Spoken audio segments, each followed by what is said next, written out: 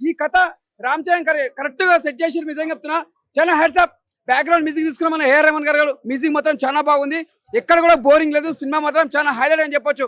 ఇలాంటి సినిమా మాత్రం చాలా మంది ఎంజాయ్ చేస్తారు.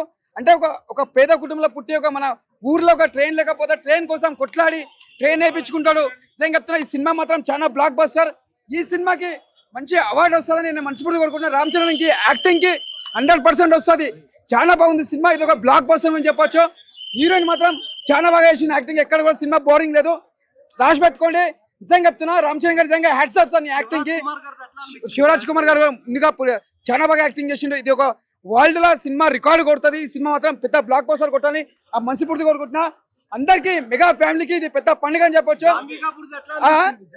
జానీ కపూర్ కూడా యాక్టింగ్ చాలా బాగుంది. మెయిన్ చెప్పండి రామ్ చరణ్ గారి యాక్టింగ్ మాత్రం ఇచ్చి పడేసిందన్న. ఇక్కడ బోరింగ్ లేదు చెప్తున్నా. Hats off. ఎందుకంటే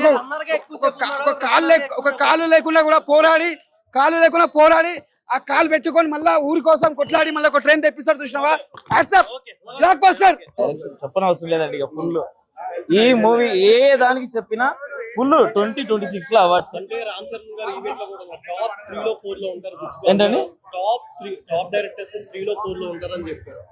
ఇప్పటి వరకు ఇంతగా అవసరం లేదండి. ఫస్ట్ ఈ మూవీ తీసుకుంటే టాప్ 1 కూడా వెళ్ళిపోవచ్చు. టాప్ 1 కి వెళ్ళిపోవచ్చు. ఈ 2026 లో ఈ మూవీకి టాప్ 1 కు బుచ్చిబాబు గారు వెళ్తారు. తీసిన అతి తక్కువ సినిమాలలో కూడా మనం చూడాల్సిందే. ఏముంది ఉప్పైనా చూసినాము, రంగస్థలం చూసినాము. ఒక్కొక్క చిన్న లీడ్ అయినా సరే కానీ ఒక అవార్డ్స్ దిగాం. ఈ మాత్రం ఈ రామ్ చరణ్ గారికి ఈ గుర్తింపు మూవీ అండి. ఇక మనం ఈ 2026 లో ఒక ఉస్తాద్ భగత్ సింగ్ తర్వాత ఉన్న ఫస్ట్ ఈ రెండుట్లోనే ఉంటాయండి. అంతా ఇంకా అంతకు మించి లేవు. 10 కు 10 అండి. 10 కు 10. ఎందుకంటే మేము మెగా ఫ్యామిలీ అని చెప్పి ఒక అభిమానులం అని చెప్పి కాదండి.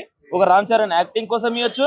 అలాగే మొన్న రీసెంట్ గా పవన్ కళ్యాణ్ ఇష్యూ గురించి కొందరు మాట్లాడిరు. డబ్బులు ఇస్తే యాక్టింగ్ చేయొచ్చు అంటే లోపల ఫీల్డ్ పోతే తెలుస్తుంది ఎవరు ఏంది యాక్టింగ్ అనేది. మనం ఏదో మంత్రుల్లో ఉండొచ్చు, ఇంకేమైనా ఉండొచ్చు.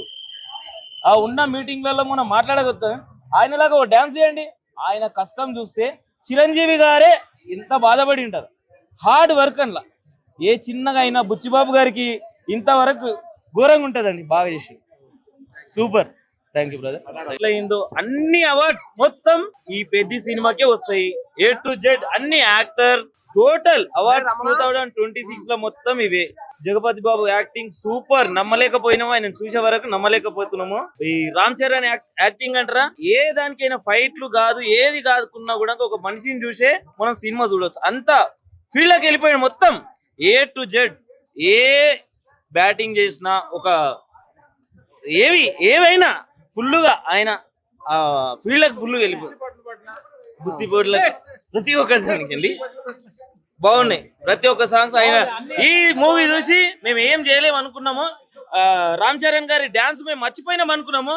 లాస్ట్ ఐటమ్ సాంగ్ లో మళ్ళీ గుర్తు చేసిండు, ఇరుగదీసిండు. ఆ ఒక్క పాటతోని రామ్ చరణ్ గారి డాన్స్ ఎప్పటికైనా మర్చిపోలేము. ఇండస్ట్రీలో సూపర్.